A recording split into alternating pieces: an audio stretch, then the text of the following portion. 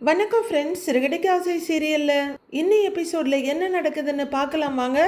கனகாவோட ஒழுங்கான ஹஸ்பண்டாக நீங்கள் வாழ்ந்து தான் ஆகணும், உங்களோட டியூட்டிஸ் எல்லாம் நீங்கள் பார்த்து தான் ஆகணும் அப்படின்னு தேவிகா மிரட்டிட்டு இருக்க கனகா அங்கே வந்துடுறாங்க.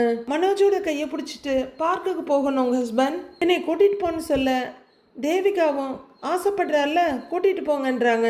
மனோஜும் வேற வழி இல்லாமல் ஓகே சொல்லிடு, அம்மா நான் ஹஸ்பண்டோட பார்க்குக்கு போயிட்டு வரேன் அப்படின்னு சொல்ல ட்ரெஸ்ஸை மாற்றிட்டு போமான்றாங்க அவங்க அம்மா. உடனே அவங்களும் அவங்க ட்ரெஸ்ஸை பார்த்துட்டு ஆமாம் இந்த கலர் நல்லா இல்லைல்ல அப்படின்னு கேட்க அவங்க அம்மாவும் ஆமான்றாங்க. நான் போய் வேறு ட்ரெஸ் மாற்றிட்டு வரேன் அப்படின்னு கனகா குடுகுடுன்னு மாடிப்படியில் ஓட மனோஜ் அப்படியே வெறுத்து போய் நின்றுட்டு இருக்காரு. கனகா போகிறது அவர் பார்த்துக்கிட்டே இருக்க மாப்பிள்ளைன்னு தேவிகா கூப்பிடுறாங்க. அவரும் ஆன்னு திரும்புறாரு. மாப்பிள்ளை நான் உங்ககிட்ட இதை தான் எதிர்பார்க்குறேன் அப்படின்னு சொல்கிறாங்க. இல்லை ஆண்டி, நாங்கள் 2 பேர் மட்டும் எப்படி தனியா அப்படின்னு இழுக்கிறாரு மனோஜ். இங்கே பாருங்க மாப்பிள்ளை, கல்யாணம் ஆயிடுச்சு, நீங்கள் தாலியும் கட்டிட்டீங்க, எத்தனை நாளைக்கு இதை மறைக்க முடியும்? அவளோட சின்ன சின்ன ஆசையெல்லாம் நீங்கள் நிறைவேற்றி தான் ஆகணும், கூட்டிகிட்டு போயிட்டு வாங்கன்றாங்க தேவிகா. மனோஜுக்கும் வேறு ஆப்ஷனே இல்லை. சரிங்க ஆண்டி, நான் ஷோரூம்க்கு மட்டும் கால் பண்ணி பேசிக்கிறேன் அப்படின்னு சொல்ல சரிங்க மாப்பிள்ள அப்படின்னு தேவிகா அங்கேருந்து போயிட வந்தது தப்பாக போச்சு, நாமளே வந்து மாட்டிக்கிட்டோம் அப்படின்னு மனோஜ் ஃபோன் எடுத்துக்கிட்டு அந்த பக்கமாக போகிறாரு. சக்திவேல் காரை ஓட்டிகிட்டு இருக்கவர் அவரோட டிஸ்பிளேல பார்க்க மனோஜோட காலாக இருக்குது. அப்படியே சிரிப்போட ப்ளூடூத் ஆன் பண்ணுறாரு. சொல்லுங்க பப்பரப்பா மனோஜ், இப்போதான் உங்களுக்கு கால் பண்ணணும்னு நினச்சேன், 100 ஆயுஸ் உங்களுக்கு அப்படின்னு அவர் சொல்ல, அட ஏங்க சார் நீங்கள் வேற, கொஞ்சம் கொஞ்சமாக என் ஆயுசே முடிஞ்சிடும் போல இருக்கு, நானே சிக்கலில் மாட்டி முழிச்சிட்டு இருக்கிறேன் அப்படின்னு மனோஜ் சொல்ல, உங்கள் கட்டப்படி இனிமே உங்களுக்கு சிக்கல் வர வாய்ப்பே இல்லையே மனோஜ் அப்படின்றாரு சக்திவேல். நீங்க தான் அப்படி சொல்றீங்க, வீட்டுக்கு போனா அங்க ஒரு பிரச்சனை, இங்க கனகா வீட்லயும் என்னை போட்டு டார்ச்சர் பண்றாங்க அப்படின்னு மனோஜ் சொல்ல, சரி சரி புலம்பாதீங்க, என்ன விஷயம்னு சொல்லுங்க அப்படின்னு சக்திவேல் கேட்க, கனகாவை என்ன பார்க்குக்கு கூட்டிகிட்டு போக சொல்கிறாங்க சார் அப்படின்னு மனோஜ் சொல்ல, இன்னைக்கு உங்கள் ஜாதகப்படி சந்தோஷம்னு இருந்தது, சந்தோஷமாக கூட்டிகிட்டு போயிட்டு வாங்க அப்படின்னு அவரோட நிலைமை தெரியாமல் சக்திவேல் சொல்கிறாரு. ஷோ இவர் ஒருத்தருங்கிற மனோஜ், சார் நான் எப்படிங்க சார் அவளை கூட்டிகிட்டு போக முடியும், யாராவது பார்த்தாங்கன்னா மாட்டிக்குவனே அப்படின்னு மனோஜ் சொல்ல, என்ன பப்பரப்பா மனோஜ் நீங்கள், பார்க்குக்கு உங்களை தெரிஞ்சவங்க யார் வர போகிறாங்க அப்படின்னு சக்திவேல் சொல்ல, அட எனக்குன்னே யாராவது வந்து சேருவாங்க சார், பயமாக இருக்குது சார் அப்படிங்கிறாரு மனோஜ். ஒய்ஃபை கூட்டிகிட்டு போகிறதுக்கு என்ன பயம் அப்படின்னு சக்திவேல் சொல்ல, சார் இதுக்கு கனகா அம்மாவே பரவாயில்ல போல, ஏதாச்சும் ஹெல்ப் பண்ணுங்க சார் அப்படின்னு மனோஜ் கெஞ்ச, நான் என்ன ஹெல்ப் பண்ணணும்னு அவர் கேட்குறாரு. நான் போகிற பார்க்கோட லொக்கேஷனை உங்களுக்கு அனுப்புகிறேன், நீங்கள் அங்கே வந்துடுங்க அப்படின்னு மனோஜ் சொல்ல, நானா அப்படின்னு அதிர்ச்சியாக கேட்குறாரு சக்திவேல். ஆமாங்க சார், ப்ளீஸ் சார், நான் தனியாக அவள் கூட போனால் எனக்கு ஒரு மாதிரி டென்ஷனாக இருக்கும், நீங்கள் வந்தால் நான் கொஞ்சம் சமாளிச்சிடுவேன் அப்படின்னு மனோஜ் சொல்ல, ஓ புரியுது, யாராவது பார்த்து மாட்டிக்கிட்டா கனகாவுக்கு ஹஸ்பண்ட் இவர் தானே கையை காட்டுறதுக்கு நான் வேணும் அதுதானே அப்படின்னு சக்திவேல் கேட்க, ஆமான்னு வாயத்தோர்னு சொல்ல முடியல. புரியுது இல்லைங்க சார், அப்போ வாங்க சார் அப்படிங்கிறாரு மனோஜ். அவரும் டிரைவிங்கில் இருக்காரு. இங்கே பாருங்க பப்பரப்பா மனோஜ், நான் ஒன்றும் வெட்டியா இல்லை, நான் ஒரு பெரிய நியூமராலஜிஸ்ட், என் அப்பாயின்மெண்ட்டுக்காக நிறைய பேர் வெயிட் பண்ணிட்டு இருக்காங்க அப்படின்னு அவர் சொல்ல, சார் ஒரு 1 hour மட்டும் வந்துட்டு போங்க சார் ப்ளீஸ் அப்படின்னு உரிமையாக மிரட்டுறாரு மனோஜ். சக்திவேல் ரொம்பவே டென்ஷன் ஆயிடுறாரு. உங்கள் கட்டத்தை பார்க்கறதுக்கு முன்னாடி என்னோட கட்டத்தை பார்த்துருக்கணும், சரி வைங்க வரேன் அப்படின்னு டென்ஷனோட காலை கட் பண்ணிடுறாரு. அடுத்ததான் மனோஜும் உள்ளர போகிறாரு. சிந்தாமணி அவங்க வீட்டிலேருந்து வெளியே போகிறதுக்காக வர்றாங்க. அவங்க ஹஸ்பண்டும் அங்கே நின்றுட்டு இருக்காரு. அப்போ ஸ்கூட்டரில் கிராஸ் பண்ணுற ஒரு கேர்ள் சிந்தாமணி அக்கான்னு கூப்பிட திரும்பி பார்க்குறாங்க. அவங்க கொஞ்சம் தள்ளி வண்டியை நிறுத்திட்டு, அக்கா எப்படி இருக்கீங்கன்னு வர, நான் நல்லா இருக்கேம்மா அப்படின்றாங்க. அங்கிள் நீங்கள் எப்படி இருக்கீங்க அப்படின்னு அவர்கிட்ட கேட்க, அவரும் நல்லா இருக்கேம்மான்றாரு. நல்லா இருக்கேன் தீபா, நீ எப்படி இருக்கன்னு சிந்தாமணி கேட்க, நான் நல்லா இருக்கேன்க்கா அப்படிங்கிற அந்த லேடி, அப்புறம் பொண்ணு கல்யாணத்துக்கு சாப்பாடு போடுவீங்கன்னு பார்த்தேன், ஒரே பொண்ணு கல்யாணத்தை பெருசாக செய்வீங்கன்னு நினச்சேன் அப்படின்னு அந்த பொண்ணு சொல்ல, அதனால என்ன, போட்டா போச்சு தீபா அப்படின்னு சிந்தாமணி சிரிப்போட சொல்றாங்க. என்னக்கா சொல்றீங்க? அதான் உங்க பொண்ணு அண்ணன் கம்பெனியில வேலை செய்யற ஒரு பையனோட ஓடி போய் கல்யாணம் பண்ணிக்கிட்டான்னு சொன்னாங்களே, அப்படிதான் கேள்விப்பட்டேன் அப்படின்னு தீபா சொல்ல சிந்தாமணி திடுக்குன்னு அவங்க வீட்டுக்காரரை பார்க்குறாங்க. என்னக்கா, ஊருக்கே தெரிஞ்சிருக்கு, எனக்கு தெரியாதா என்ன? சரி, போனது போனாங்க, நீங்களே கூப்பிட்டு ஒரு கல்யாணத்தை பண்ணியிருக்கலாம்ல, உங்களுக்கும் கௌரவமா இருக்கும்ல, அதான் சொன்னேன்றாங்க இந்த தீபா. சிந்தாமணி கோவமும் பெருமூச்சுமா நிற்க, ஒரே பொண்ணு கல்யாணத்தை எப்படி இல்லாமோ செய்யணும்னு நினச்சிருப்பீங்க, என்னக்கா பண்ணுறது? இந்த காலத்து பசங்கள்லாம் இப்படி தான் இருக்காங்க. ஆனால் பாருங்க, அண்ணன் ஊருக்கெல்லாம் ஃபினான்ஸ் பண்ணுறாரு, நீங்கள் பூ வியாபாரத்தில் பெரிய ஆள், ஆனால் உங்கள் பொண்ணு கல்யாணத்தை உங்களால் நடத்த முடியலல்ல அப்படின்னு தீபா பேசிக்கிட்டே போக ரெண்டு பேரும் ரொம்பவே அன்னீசியாக நிற்கிறாங்க. இப்போ உங்கள் பொண்ணுக்கிட்ட பேசுறது கூட இல்லையாமே, உங்களை பார்த்தாலும் பாவமாக தாங்க்கா இருக்கு. சரிக்கா, எனக்கு டைம் ஆகுது, நான் கிளம்புறேன்க்கா அப்படின்னு பேச வேண்டியதெல்லாம் பேசிட்டு தீபா சொல்ல சரின்னு தலையாட்டுறாங்க சிந்தாமணி. அந்த பொண்ணு வண்டி எடுத்துட்டு போயிட இவங்க கார் பக்கமாக போகிறாங்க. அவங்க ஹஸ்பண்ட் காருக்கு ஆப்போசிட்ல 4 நடக்கிறாரு. போன சிந்தாமணி திரும்பி பார்த்துட்டு இவர் வரலன்னு தெரிஞ்சதும் மறுபடியும் அவர்கிட்ட வர்றாங்க. என்னங்க, அவ ஏதோ சொல்லிட்டு போறா, என் முன்னாடி நின்று பேச தகுதி இல்லாதவங்க வக்கில்லாதவங்களுக்கெல்லாம் கூட இப்போ என்னைய பார்த்தா நக்கலா போச்சு, எல்லாம் நம்ம நேரம் அப்படின்றாங்க சிந்தாமணி. இல்லை சிந்தாமணி, நம்ம பொண்ணு ரேகா பண்ணதை என்னால் தாங்கிக்கவே முடியல. இந்த பொம்பளை கேட்ட கேள்விக்கு என்னால் என்ன பதில் சொல்றதுனே தெரில. இதே மாதிரி தான் பிஸ்னஸ் வட்டாரத்தில் எல்லாரும் என்ன கேள்வி கேட்குறாங்க. கேட்குற எல்லா இடத்துலையும் நான் தலை குனிஞ்சு தான் நிற்க வேண்டி இருக்கு அப்படின்றாரு மூர்த்தி. இங்கே பாருங்க, மற்றவங்க பேசுறதெல்லாம் நீங்கள் பெருசாக எடுத்துக்காதீங்க. இதுதான் நேரம்னு நம்மளை வந்து சீண்டி பார்க்குறாங்க, இதுக்கெல்லாம் வருத்தப்படாதீங்கன்றாங்க சிந்தாமணி. இல்லை, அதில் எனக்கு வருத்தம்லாம் இல்லை, நம்ம பொண்ணு இப்படி பேச வச்சுட்டு போயிட்டாலே அதுதான் கொஞ்சம் வருத்தமாக இருக்கு அப்படின்னு மூர்த்தி சொல்கிறாரு. இங்கே பாருங்க, இனிமே ரேகாவோட வாழ்க்கையில் சத்யா தான் ஆகி போயிடுச்சு, அதை நாம் நினச்சாலும் மாற்ற முடியாது அப்படின்றாங்க சிந்தாமணி. அது எனக்கும் புரியுது சிந்தாமணி, அவனை விட்டு நம்ம பொண்ணு வரப்போறதும் இல்லை, அவன்தான் புருஷன் ஆகி போச்சு, அதுக்காக நம்ம பொண்ணு எப்படியோ போகட்டும்னு விட முடியுமா அப்படின்னு மூர்த்தி கேட்க, சரி என்ன பண்ணலான்னு சொல்றீங்க அப்படின்னு சிந்தாமணி கேட்குறாங்க. நம்ம ரேகாவை நம்ம கிட்ட இருந்த அந்த குடும்பம் பிரித்து கொண்டு போனாங்கல்ல, நம்ம பொண்ணும் அந்த பையனும் அங்கே இருக்கக்கூடாது, ரேகாவையும் சத்யாவையும் எப்படியாவது நம்ம வீட்டுக்கு வர வைக்கணும் அப்படின்னு மூர்த்தி சொல்ல, நீங்கள் சொல்றதெல்லாம் சரிதான், ஆனால் அவங்கள எப்படி வர வைக்கிறதுன்னு தான் தெரியலையே அப்படின்றாங்க சிந்தாமணி. அவங்க 2 பேரையும் நாம விருந்துக்கு கூப்பிடுற மாதிரி கூப்பிட்டு அப்படியே கொஞ்சம் கொஞ்சமாக மனசை மாற்றி நம்ம வீட்லேயே தங்க வச்சிடலாம். நம்ம வீட்டுக்கு வந்து போய்கிட்டு இருந்தா வசதியாக வாழணுங்கிற எண்ணம் அந்த சத்யாவுக்கும் வரும் இல்லை? எப்படியும் அவன் பணத்துக்காக கல்யாணம் பண்ணினவன் தானே, அவன் கண்டிப்பாக மனசு மாறுவான், நம்ம பொண்ணு நம்ம கூடவே இருப்பாள்ல அப்படிங்கிறாரு மூர்த்தி. இல்லைங்க, சத்யா மாதிரி ஆளுங்களுக்கு எது இருக்கோ இல்லையோ சுயமரியாதை மட்டும் ஜாஸ்தியா இருக்கும். அவன் நம்ம வசதிக்கெல்லாம் ஆசைப்பட்டு வரமாட்டான். நம்ம சொத்து எல்லாம் காட்டி இதெல்லாம் உனக்கு தான்னு சொன்னாலும் அவனுக்கு ஆரம்பத்திலேயே கோபம் வந்துடும். ரேகாவும் கண்டிப்பா அவன் பேச்சை தான் கேட்பா. அவங்களே ரெடியா இருந்தாலும் அந்த முத்துவும் மீனாவும் வர விட மாட்டாங்க அப்படின்னு சிந்தாமணி சொல்ல, அப்ப இதுக்கு என்னதான் பண்றது, இதுக்கு வேற வழியே இல்லையான்னு மூர்த்தி கொஞ்சம் கோவமும் எரிச்சலுமா கேக்குறாரு. கொஞ்ச நேரம் யோசிக்கிற சிந்தாமணி, எனக்கு ஒரு ஐடியா தோணுதுன்றாங்க. என்ன ஐடியா சொல்லுன்றாரு அவரு. நம்ம பொண்ணு ரேகா நம்ம வீட்டுக்கு வரணும்னா நம்ம 2 பேர்ல யாராவது ஒருத்தருக்கு உடம்பு சரியில்லாம போகணும் அப்படின்னு சிந்தாமணி சொல்ல, என்ன சொல்றேங்கிறாரு அவரு. ஆமாங்க, நம்ம 2 பேர்ல யாராவது ஒருத்தருக்கு உடம்பு சரியில்லைன்னு சொல்லி கொஞ்சம் சீரியஸ் கண்டிஷன்ல இருக்கிறதா சொன்னா நம்மளை பார்க்க ரேகா கண்டிப்பா வந்துடுவா. ரேகா மனசுல நம்ம மேல பாசம் இல்லாமல்லாம் இல்லைங்க, இப்ப அந்த சத்யா மேல காதல்ல இருக்கிறா. ரேகா நம்ம வீட்டுக்கு வரணும்னா இப்படிதான் பண்ணணுங்கன்றாங்க சிந்தாமணி. இப்ப நாம 2 பேரும் தான் நல்லா இருக்கோமேன்றாரு அவரு. நாம நல்லா இருக்கிற வரைக்கும் நம்ம கிட்ட நம்ம பொண்ணு வரமாட்டாங்க.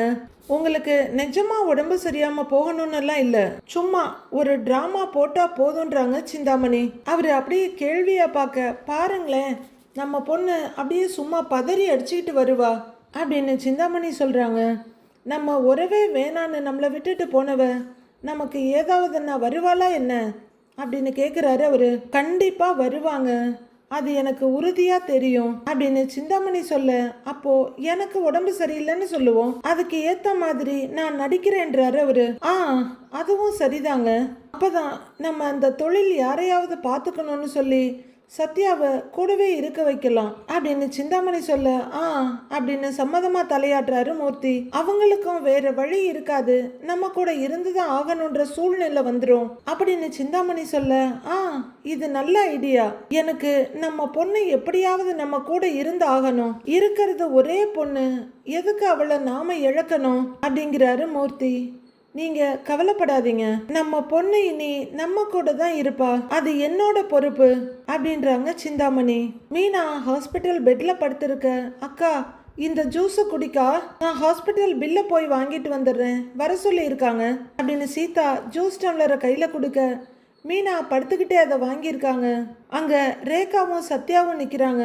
நீங்க 2 பேரும் வீட்டுக்கு கிளம்புங்க, பாவம் 2 பேரும் இங்கேயே இருக்கீங்க அப்படிங்கிறாங்க மீனா. பரவாயில்லக்கா, மாமாவுக்கு ஃபோன் பண்ணேன், வந்துடுறேன்னு சொல்லியிருக்காரு, பார்த்துட்டே போறேன் அப்படிங்கிற சத்யா. அக்கா ஜூஸ் குடிக்கான்றாரு.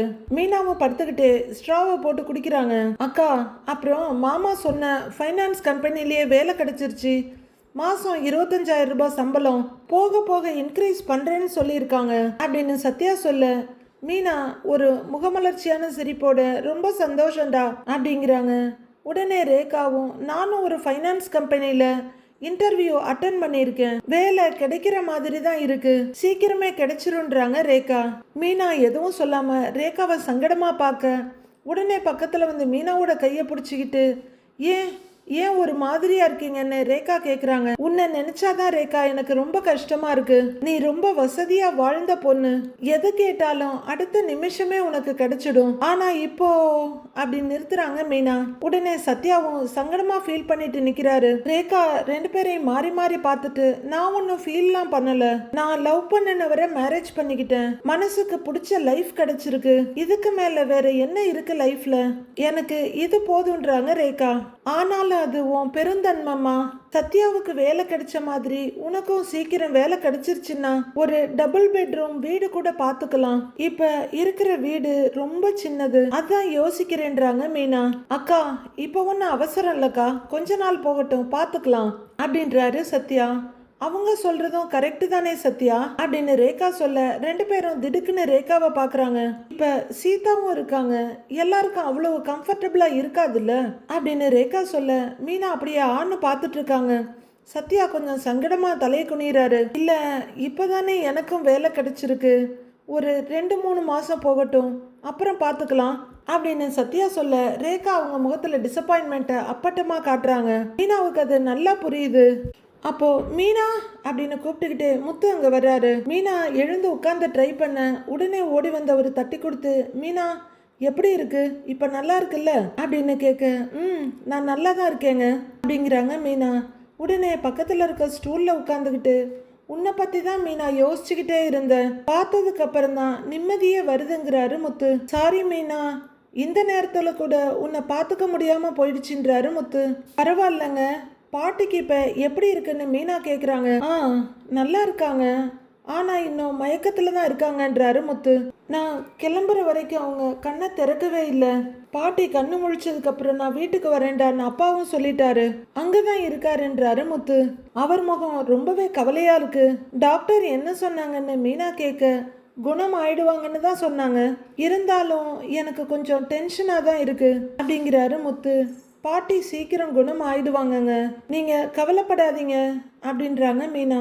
மாமா அப்படின்னு சத்யா கூப்பிட முத்து அங்க திரும்புறாரு.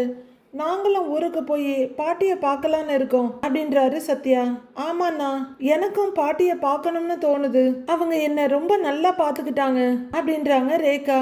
இப்ப வேண்டாமா, பாட்டி முதல்ல கண்ணு முழிக்கட்டும் அப்புறம் போய் பார்த்துக்கலான்றாரு முத்து. நீங்க கவலைப்படாதீங்க, அவங்களுக்கு ஒன்றும் ஆகாதுன்னு முத்து அவங்களுக்கு தைரியம் சொல்றாரு. இப்ப பாட்டி ஊருக்கே நல்லது பண்ணினவங்க, அவங்களுக்கு கண்டிப்பா கடவுள் துணையா இருப்பாருங்க அப்படின்னு மீனா சொல்ல, பாட்டிக்கு மயக்கம் தெரிஞ்சதும் அப்பாவை ஃபோன் பண்ண சொல்லியிருக்கேன், அப்ப நான் போய் பார்த்துட்டு அப்பாவையும் கூட்டிகிட்டு வந்துடுறேன்றாரு முத்து.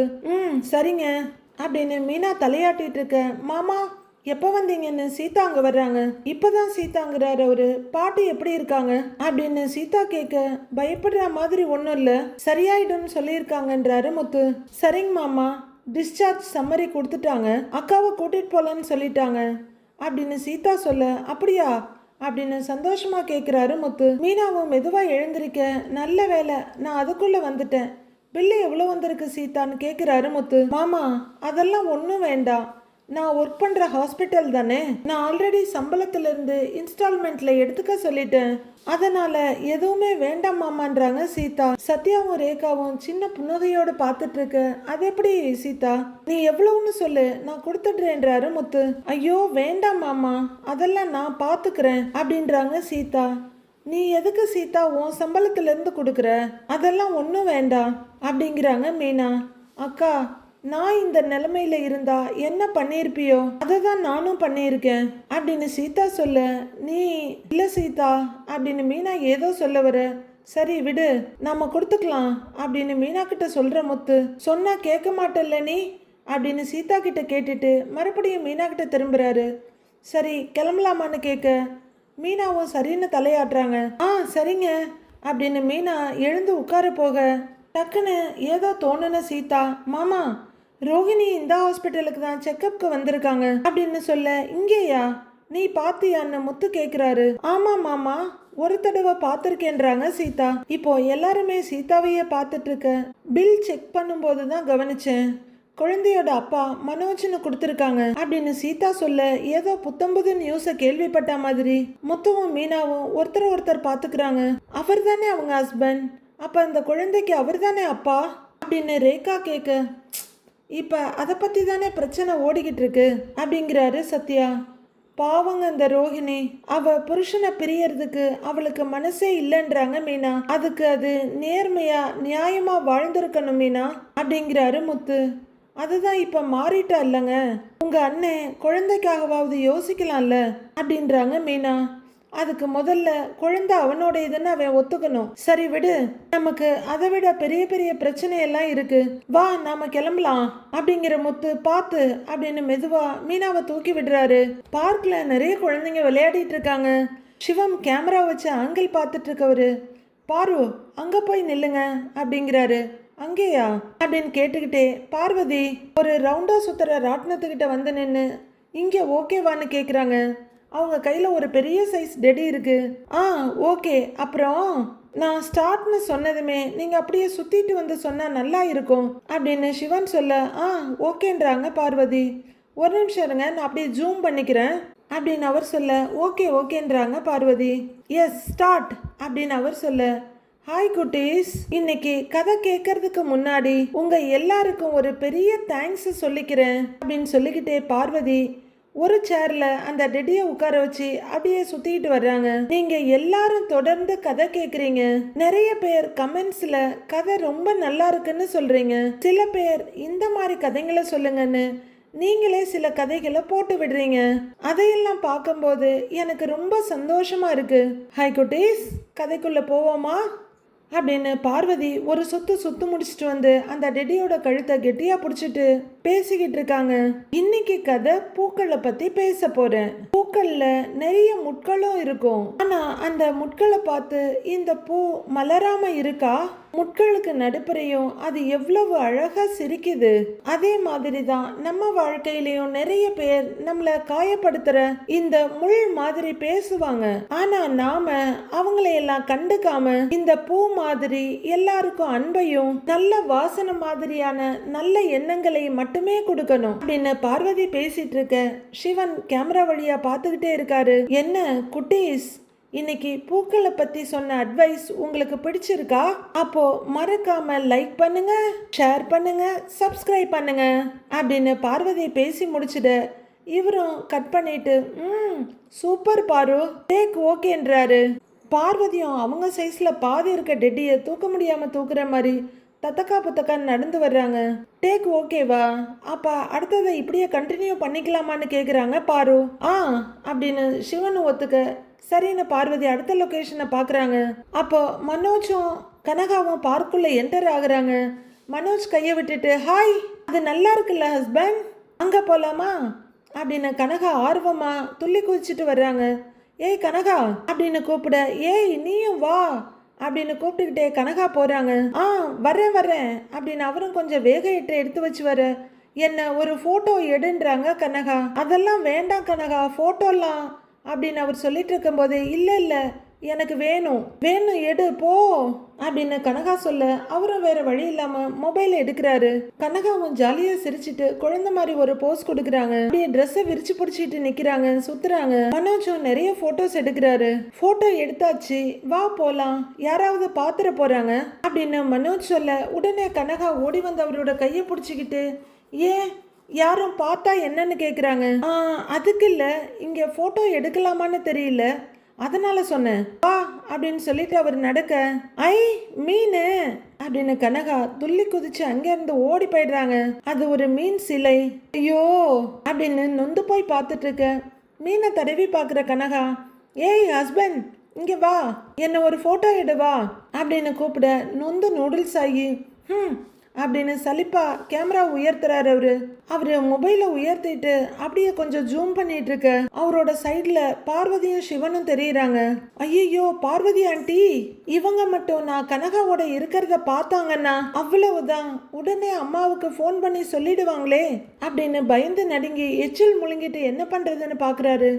இந்த பக்கம் கனகா, வா போட்டோ எடு அப்படின்னு சொல்ல, அவர் உடனே தரையோட தரையா உட்காந்துக்கிட்டு வாத்து மாதிரியே நடந்து குடுகுடுன்னு கனகா கிட்ட வர்றாரு. போட்டோ எடுக்கிறதுக்கு வாத்து மாதிரி வர வேண்டியிருக்கே அப்படின்னு கனகா பக்கத்துல வந்து போட்டோ எடுக்கிறாரு. கனகாவும் இந்த மீன் கூட டிசைனா போஸ் கொடுக்குறாங்க. அவசரமா 4 ஸ்டில் எடுக்கிறவரு, இங்க பாரு எடுத்தாச்சு, வா வா வா வா போயிடலாம் வா அப்படின்னு கூப்பிட, கொஞ்சம் தூரத்துல சிவனும் பார்வதியும் அந்த ட்ரைபாடை வச்சுட்டு அது மேல கேமரா வச்சுட்டு பேசிட்டு இருக்காங்க. இடையில கொஞ்சம் மரக்கிளைகள்லாம் இருக்கிறதுனால டைரக்ட் வியூவா இல்ல. சிவன் அதை அப்படியே வீடியோவை ஓட்டி காட்டி, பாரு நல்லா இருக்கா அப்படின்னு கேட்க, பார்வதியை பார்த்துட்டு அப்படின்னு சந்தோஷ சிரிப்போட கவனிச்சிட்டு இருக்காங்க. அப்போ கனகா சுத்தியும் முத்தியும் பாக்குறவங்க பார்வதி கையில இருக்க டெடி பியரை பாத்துடுறாங்க. ஹஸ்பண்ட் அங்க பாரு, அந்த ஆன்டியோட கையில அழகான டெடி பியர் இருக்கு அப்படின்னு கரெக்டா பார்வதியவே காமிக்க, ஐயோ அப்படின்னு தரையோட தரையா உட்கார்ந்துடுறாரு. எனக்கு அந்த டெடி பியர் வேணும், வா வாங்கி கொடு வா அப்படின்றாங்க கனகா. ஏம்மா இங்க எவ்வளவோ இருக்குது, அதெல்லாம் விட்டுவிட்டு கரெக்டா அதையே கேக்குற அப்படின்னு மனோஜ் பயத்தோட கேட்க, எனக்கு அதுதான் பிடிச்சிருக்குன்றாங்க கனகா. நீ வா, நாம அதை வாங்கலாம், வா ஹஸ்பண்ட் அப்படின்னு கனகா அவர் கையை பிடிச்சி இழுக்க, ஏய் ஐயோ வேணாம் வா போலாம் அப்படின்னு மனோஜ் ஒரு பக்கம் இழுக்க, வா அப்படின்னு கனகா ஒரு பக்கம் இழுக்கிறாங்க. ஐயோ அங்க நாம போக கூடாதுமா, அது சாதாரண பொம்மை இல்ல, அடிக்கிற பொம்மை அப்படின்னு மனோஜ் சொல்ல, கனகாவும் அப்படியே யோசிக்கிறாங்க பயத்தோட. கடிக்கிற மாதிரி 2 கையையும் கொண்டு வந்துட்டு அவங்க யோசனையா பார்த்துட்டு இருக்க, இன்னும் அங்கதான் இருக்காங்களான்னு மனோஜ் எட்டி பாக்குறாரு. இன்னமும் அதே இடத்துலதான் பார்வதியும் சிவனும் நின்று பேசிட்டு இருக்காங்க. கனகா மனோஜை பார்த்துட்டு மறுபடியும் பார்வதியை பார்த்துட்டு, பொம்மை கடிக்குமா அப்படின்னு பயத்தோட கேக்குறாங்க. ஆமான்னு மனோஜ் தலையாட்ட, எப்படின்னு கேக்குறாங்க கனகா. திடீர்னு கேட்டா எப்படி சொல்றதுன்னு யோசிக்கிறாரு. நான் தான் கடிக்கும்னு சொல்றேன்ல, வா அந்த மரத்துக்கு பின்னாடி போய் ஒளிஞ்சுக்கலாம் வா அப்படின்னு மனோஜ் கனகாவோட கையை பிடிச்சி இழுக்க, கனகா வெடுக்குன்னு அவரோட கையை பிடிச்சி இழுக்க, அவரு தான் பேலன்ஸ் இல்லாம மறுபடியும் டொப்புன்னு உட்கார்றாரு. அது எப்படி, அதுக்கு என்ன பல்லு இருக்கா அப்படின்னு கனகா கேட்க, ரொம்ப முக்கியம் அப்படின்னு மனோஜ் நொந்து போய் சொல்லிக்கிட்டு இருக்க, சொல்லு அப்படின்னு கனகா கேட்க, ஐயோ ஆமா அதுக்கு நிறைய பல்லு இருக்கு, நீ போனா அது உன்னை கடிச்சிடும் அப்படின்னு மனோஜ் சொல்ல, கனகா உண்மையிலேயே பயந்துடுறாங்க. சரி வா நம்ம இந்த பக்கம் போயிடலாம், அந்த மரத்துக்கு பின்னாடி போயிடலாம், வா வா வா அப்படின்னு மனோஜ் கனகாவோட கையை பிடிச்சி இழுக்க, ஒரு செகண்ட் அவர் கூட வர, டக்குன்னு ஏதோ யோசிக்கிறவங்களா வெடுக்குன்னு அவங்க கையை உதறிட்டு ஆப்போசிட் சைட்ல ஓடிடுறாங்க. அவ்வளோதான், மனோஜ் மண்ணுல தலை குப்புற விழுந்துடுறாரு. அடுத்த நிமிஷமே பயத்தோட சுதாரிச்சு எழுந்திருச்சு, ஐயோ இவ எங்க போறான்னு தெரியலையே, ஐயோ அப்பா அப்படின்னு கூனி பாட்டி மாதிரி குனிஞ்சுக்கிட்டு குடுன்னு ஓடி கனகாவோட கைய போய் படக்குன்னு புடிச்சிடுறாரு. அந்த பொம்மை அப்படின்னு கனகா ஓட பார்க்க, ஏய் இங்க வா இப்படி வா அப்படின்னு கனகாவோட கைய கெட்டியா புடிச்சுக்கிட்டு ஒரு பெரிய மரத்துக்கு பின்னாடி கூட்டிட்டு போயிடுறாரு. அங்க போய் ஒளிஞ்சுக்கிட்டு ரெண்டு பேரும் எட்டி பாக்குறாங்க. பார்வதி அந்த டெட்டிய ஹோல்ட் பண்ணிக்கிட்டே நடக்க, இவர் அந்த ட்ரைபாட கேமராவோட தூக்கிக்கிட்டே நடக்கிறாரு. இவங்க இதுக்கு நேரங்காலம் தெரியாம இங்கெல்லாம் வர்றாங்க அப்படின்னு மனோஜ் நொந்து போய் பார்க்க, பக்கத்துல இருக்க பாத்வேல அவங்க நடந்து வர்றாங்க. சீக்கிரமா வா, இந்த பக்கமா வா அப்படின்னு மரத்தோட அடுத்த பக்கம் சுத்தி கூட்டிட்டு போயிடுறாரு மனோஜ். அவங்க அந்த மரத்தை கிராஸ் பண்ணி அங்கிட்டு போக, வா வா வா வா வா அப்படின்னு அவங்க போற டைரக்ஷனுக்கு ஆப்போசிட் டைரக்ஷன்ல மரத்து பின்னாடி நல்லா இறுக்கமா ஒளிஞ்சுக்கிறாரு மனோஜ். அப்பாடா அப்படின்னு கொஞ்சம் நிம்மதியா அவரு பார்க்க, ஷிவ் இந்த மரத்தை பாருங்களேன் அப்படின்னு அதை கிராஸ் பண்ணி போன பார்வதி சொல்றாங்க. அப்பாடா நல்ல வேலை அப்படின்னு அவரு நிம்மதியா கைய வச்சிட்டு இருக்க, போன பார்வதி திரும்பி வர்றாங்க. சிவனும் கூடவே வர்றாரு. இந்த மரத்துக்கிட்ட நின்று எடுத்தா நல்லா இருக்கும்னு நினைக்கிறேன் அப்படின்னு பார்வதி சொல்ல, எடுக்கலான்னு சிவனும் திரும்ப கூட வர்றாரு. ஐயோ எங்க இங்க வர்றாங்க, என்னையா மரத்தை சுத்த விடுறீங்க அப்படின்னு ஃபர்ஸ்ட் கிளாக் வைஸ்ல சுத்தின மனோஜ் இப்ப ஆன்டி கிளாக் வைஸ்ல மரத்தை சுத்த ஆரம்பிக்கிறாரு. ரெண்டு பேரும் மரத்தை பார்த்துக்கிட்டே ஒரு 4 அடி மரத்துக்கு முன்பக்கமா போய் நிக்கிறாங்க. ஷிவ் அந்த மரத்தை வெட்டக்கூடாதுன்ற கதை இருக்குல்ல, அத இந்த மரத்துக்கு கீழே வச்சு எடுத்துக்கலாம். இந்த மரத்துக்கிட்ட நின்று கதை சொன்னா நல்லா இருக்கும்னு நினைக்கிறேன் அப்படின்னு பார்வதி சொல்ல சொல்ல, ஓகேன்றாரு அவரு. வாங்க அப்படின்னு பார்வதி மரத்தை நோக்கி நடக்க, என்ன இங்கேயா அப்படின்னு தலையில அடிச்சுக்கிறாரு மனோஜ். ஹஸ்பண்ட் என்ன ஆச்சுன்னு கனகா கேக்குறாங்க. கொஞ்ச நேரம் அப்படின்றவரு அப்படின்னு அமைதியா இருக்கணும்னு வாயில விரல் வச்சு காமிக்கிறாரு. கனகாவும் வாயில விரல வச்சுக்கிறாங்க. நான் அந்த மரத்துக்கு கீழே நிக்கிறேன், நீங்க செட் பண்ணிடுறீங்களா அப்படின்னு கேக்குற பார்வதி கரெக்டா அந்த மரத்துக்கிட்டேயே வர்றாங்க. ஐயோ ஐயோ வசமா மாட்டிக்கிட்டேனே அப்படின்னு தலையில அடிச்சுட்டு மரத்துல குத்துற மனோஜ் கைவலியில துடிக்கிறாரு. ஐயோ ஐயோன்னு. ஷிவ் இங்க ஓகேவான்னு பாருங்க அப்படின்னு பார்வதி கேட்க, அங்க வேண்டாம் கொஞ்சம் முன்னாடி வாங்க வாங்க அப்படின்னு அவர் சொல்ல, ஓ அப்படியா அப்படின்னு 2-3 எட்டு முன்னாடி வர்ற பார்வதி இப்ப ஓகேவான்னு கேக்குறாங்க. கொஞ்சம் மேல வாங்க பார்வதி அப்படின்னு சொல்ல, அவங்க அந்த பாத்வே பக்கமா 2 எட்டு மேல வந்துட்டு இப்போ ஓகேவான்னு கேக்குறாங்க. இன்னும் கொஞ்சம் முன்னாடி வாங்கன்னு சொல்ல 2 எட்டு முன்னாடி வந்துட்டு இப்போ ஓகேவான்னு கேக்குறாங்க பார்வதி. ஓகேன்னு அவர் சொல்ல, ஓகேவா அப்ப செட் பண்ணிடுங்கன்றாங்க பார்வதி. மனோஜுக்கு நெல்ல கொல்லல, பயத்திலையும் தவிப்புலையும் எட்டி எட்டி பாக்குறாரு. நீங்க பேச வேண்டியதை சொல்லிடுறேன் அப்படின்னு சிவன் வந்து பார்வதி கிட்ட ஒரு நோட்டை காமிச்சு சொல்லிட்டு இருக்காரு. அந்த சைட்ல எல்லாமே கொஞ்சம் ஓப்பன் ஸ்பேஸா தான் இருக்கு. இவங்க அந்த இடத்த விட்டு ஓடினாலும் நல்லா மாட்டிக்குவாங்க. மனோஜ் பயத்தோட என்ன பண்றதுன்னு பார்த்துட்டு இருக்க, கனகா சமத்த பிள்ளையா அவர் சொன்ன மாதிரியே இன்னும் வாயில விரல வச்சுட்டு தான் நிக்கிறாங்க. ஐயோ இவ வேற எப்ப என்ன பண்ணுவான்னு தெரியலையேன்ற பயத்தோட கனகாவை பார்த்துட்டு மறுபடியும் பார்வதியை பாக்குறாரு மனோஜ். அவங்க 2 பேரும் நோட்ஸை பார்த்து பேசிக்கிட்டு இருக்காங்க. இவருக்கு தப்பிக்கிறதுக்கும் வழியும் தெரியல.